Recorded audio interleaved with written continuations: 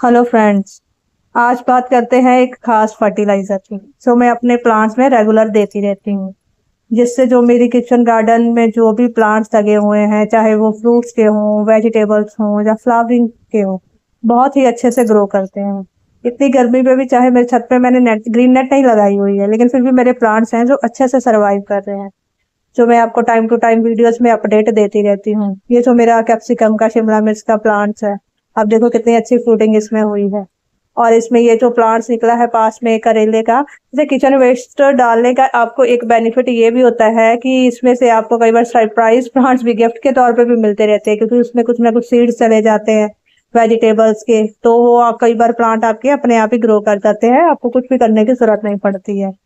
तो आप भी अपनी छत पे ये जो प्लांट्स जो बिगनर है गार्डनिंग करते हैं, तो वो ये जो फर्टिलाइजर है जरूर फॉलो करें। एक तो फ्री का है, बाहर से आपको कुछ भी लेके नहीं आना, और इजी भी यही लगता है कि हम घर के अपने किचन वेस्ट से जो जो घर पे ही हम अपना फर्टिलाइजर बना सकते हैं, जो किचन से हमें ऑर्गेनिक मिल सकता है, उसको ही हम अपने प्लांट्स में यूज करें। क्योंकि अगर हमने वही केमिकल वाला फर्टिलाइजर यूज करना है तो फिर तो हम बाहर से भी सब चीजें परचेज करके ला सकते हैं, जैसे कि हम लाते हैं। बेशक हमें ये सारी चीजें इतनी पूरी नहीं पड़ती, लेके आनी पड़ती, लेकिन फिर भी कुछ तो है ना जो हम केमिकल फ्री अपने गार्डन में उगा सकते हैं। तो अगर हम लोग अपना फ्रूटिंग या वेजिटेबल गार्डनिंग करते हैं तो हमें यही कोशिश करनी चाहिए कि उसमें हम जो भी है ऑर्गेनिक मैटर ही डालें, ऑर्गेनिक फर्टिलाइजर ही डालें। तो आप आज मैं वीडियो में यही आपको शेयर करने वाली हूँ। वैसे मैं जो भी फर्टिलाइजर अपने डालती हूँ, जैसे वर्मिंग कंपोस्ट तो मैं बहुत कम डालती हूँ, गोबर खाद और किचन वेस्ट जो मैं सारे प्लांट्स में आपको दिखाती हूँ ना, कि पर डे पे ही अपनी मिट्टी में उसको दबा देती हूँ। जो भी किचन से मेरा किचन वेस्ट निकलता है, एक तो आपका जो घर का जो कूड़ा घर का किचन का है वो हो जाता है सेट आपका, तो दूसरा आपके प्लांट्स के लिए वो बहुत बढ़िया काम करता है। सो आप देखिए, जो है लगाना इतना भी मुश्किल नहीं है, जिनको भी शौक है वो उसको मैनेज कर सकते हैं। तो आप चाहे मेरी छत पे कोई भी प्लांट देखे, ये देखिए जैसे ये फ्लावरिंग है जैस्मीन का, तो इसमें भी फ्लावरिंग बहुत अच्छी हो रखी है। मैंने स्टार्टिंग में इसमें सॉलिड वेस्ट डाला था, उसके बाद मैंने इसमें कोई भी फर्टिलाइजर नहीं डाला। प्लांट्स अगर उसकी मिट्टी बहुत अच्छी है, सॉइल प्रिपरेशन आपने बहुत अच्छी की है, उसमें अच्छे से स्टार्टिंग में फर्टिलाइजर दिया है, तो प्लांट में आपको बार बार फर्टिलाइजर देने की जरूरत नहीं पड़ती। ये अपने आप ही अपने आप को मैनेज करता रहता है, फ्लावरिंग करता रहता है। आप देखिए हर ब्रांच पे इसके बर्ड्स आई हुई हैं। तो जब इसकी मैंने तैयारी की थी मिट्टी में, तभी मैंने इसको फर्टिलाइजर दिया था, और ये दूसरी बार है जो इतनी अच्छी फ्लावरिंग कर रहा है। तो ये समर में बहुत अच्छे से चलने वाला फ्लावर है। तो कोशिश आप जो भी बिगनर गार्डनर्स भी हैं वो भी ऐसे प्लांट्स लगाए जो अच्छे से वो मतलब इजीली अपनी छत पे मैनेज कर सके। तो गार्डनिंग इतनी कॉस्टली नहीं है कि हमें हर चीज बाहर से परचेज करके लानी पड़े। आपके घर में जो भी पुरानी चीजें, जैसे कोई कंटेनर पड़ा है, बकेट पड़ा है, आप उसमें भी अपनी गार्डनिंग कर सकते हो। अगर बाहर से आप प्लांट परचेज नहीं कर सकते, चाहे वेजिटेबल्स के हैं या फ्रूट फ्लावरिंग के हैं, तो आप उनको कटिंग से लगा सकते हैं। वेजिटेबल के हम किचन से, जैसे मिर्ची का प्लांट हो गया, टमाटर का हो गया, ये करेले के सीड्स जब गिर जाती है, तो काफी सारे प्लांट्स हम अपने किचन से लगा सकते हैं। तो फ्लावरिंग की अगर आपके पास आसपास है तो आप उनसे कटिंग लेके लगा सकते हैं। उसके बाद जब आप थोड़ा एक्सपर्ट हो जाए तो अच्छे से आप अपने प्लांट को मेंटेन कर सकते हैं। जैसे ये मैंने कटिंग से ग्रो किया है, जो मेरा बोगनविलिया का प्लांट है, मैं किसी से लेके आई थी, तो ये देखिए कितना अच्छा ग्रो हो गया है, इसमें फ्लावरिंग भी होने लग गई है। तो आप भी अपने आराम से बहुत कुछ भी ज्यादा पैसे खर्च किए आप भी गार्डनिंग कर सकते हैं।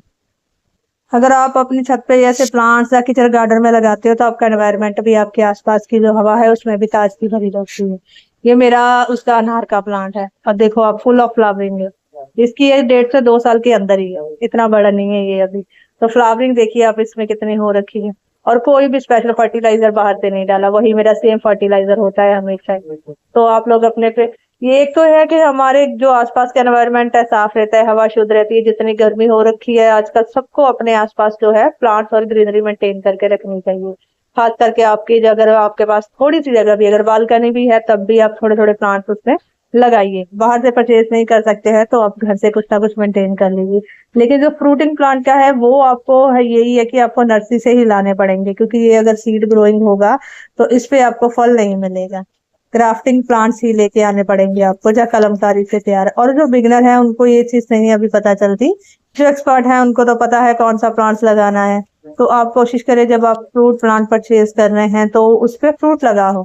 जब भी आप नर्सरी से लेने जाए तो कोशिश करें वही वाला प्लांट चूज करें जिसपे एक आध ही चाहे फ्रूटिंग हो रखी है। इससे ये होगा कि हाँ ये प्लांट है जो फ्रूटिंग कर रहा है और आगे लंबे समय तक फ्रूटिंग करता रहेगा। प्लांट चूज करते टाइम आप ये जरूर ध्यान रखिए कि प्लांट्स है जो हेल्दी होना चाहिए, उस पर कोई इंसेक्ट नहीं लगा होना चाहिए या उसकी डंडियां ऐसे सड़ी हुई ना हो। तो इससे क्या होगा, आपका जो प्लांट है अच्छे से ग्रो करेगा। मेरे पास 2 अनार के प्लांट, आप ये देखिए इस पे भी फ्रूटिंग हो रखी है, एक वो है और एक ये है। तो ये मैं ये मेरे दोनों जो प्लांट्स है कलमकारी से रेडी हैं। और ये मेरे आप देख सकते हैं अमरूद उसके है नींबू के, ये मैंने मीशो से ऑनलाइन में परचेज किए थे। और ये जो मैं फर्टिलाइजर आपके साथ शेयर करना चाहती हूँ, जिसको मैं रेगुलरली वीकली या 15 दिन के बाद अपने प्लांट्स में यूज करती हूँ। आप 1 लीटर पानी लेके बकेट में या जिस भी कंटेनर में आप लेना चाहो, उसमें आप 1 से 1.5 चम्मच जो है हल्दी डाल दें। और उसके बाद आपके पास एलोवेरा तो होगा ही यार, आजकल सब गार्डनर के पास ये प्लांट्स होता ही है। तो आप इसके छोटे छोटे पीस करके इसको इस पानी में बकेट में आप डाल सकते हो। इसको जितने छोटे पीस में आप करोगे उतनी जल्दी डाइल्यूट होता है। तो आप कट करके या जैसे भी आपको लगे ऐसे छोटे छोटे पीस में आप इसको पानी में डाल के रख दे। और इस पानी को आप 24 घंटे, कम से कम 24 घंटे के लिए जरूर इसको ढक के रख दे।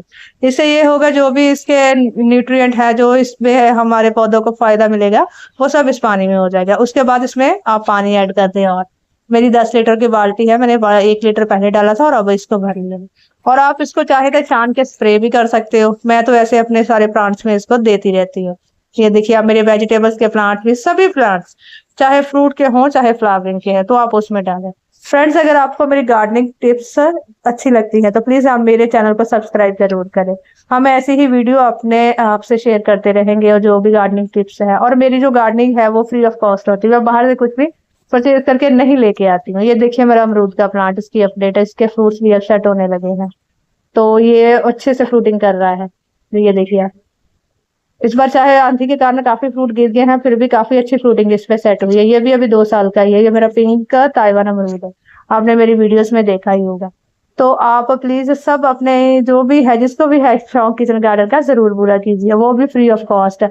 जब आप एक्सपर्ट हो जाए फिर आप अपनी मर्जी से जैसे जो कर सकते हैं, लेकिन स्टार्टिंग में आप 0 से स्टार्ट कर रहे हो तो आप ऐसे ही घर से जो भी आपके बकेट और ये निकले, कुछ भी कभी बार कोई चीज टूट जाती है, जैसे टब है, बकेट है, जो कंटेनर निकल आता है उसमें आप गार्डनिंग शुरू कर सकते हो। और इजी टू ग्रो प्लांट्स है, जैसे अमरूद हो गया, बैंगन का प्लांट हो गए, टमाटर के प्लांट हो गए, मिर्ची के प्लांट हो गए, इनको ज्यादा केयर की जरूरत नहीं है।